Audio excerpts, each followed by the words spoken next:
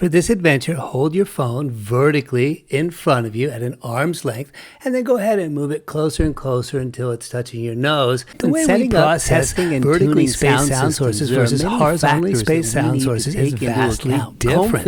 We don't hear them the same way. Now hold your phone horizontally and start with it at an arm's length, and move it closer till it touches your nose. The way we process vertically spaced sound sources versus horizontally spaced sound sources is vastly different. We don't hear them the same way. When sound sources are spaced vertically, they get jumbled together. They show up kind of as a unified source to our ears. We hear the frequency response differentials, but we don't have a good way to process localization of two different sources and determine that they're independent and hear them separately. Conversely, with horizontally spaced sound sources, each side of our brain or ears is able to receive the sound somewhat independently, and our brains are able to process them separately and derive information from them in a different way.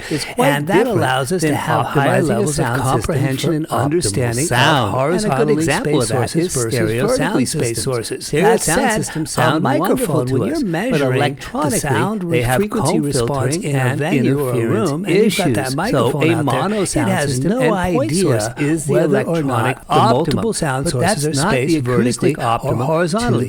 It will give you the electronic information of what is arriving at the mic and the frequency response related to it. If you were to take your measurement mic and put a mark on top of it and say this side is up, and then while it's in the clip without moving anything else, spin that mic so that that mark is off to the side, it will still read the exact same frequency response. It has no idea filtering in the horizontal domain inside the side well be a desirable component, whereas this vast differential domain microphones are undesirable coming out both the left and right. That said, it's less likely to hear the offset and horizontal domain and more tolerant of sound, and if it's an undesirable offset in the horizontal domain, that could be devastating. Cool. Did you hear the mono voice come in at the end? You may need to hold your phone horizontally very close to your face, up to your nose, in order to hear that one as well.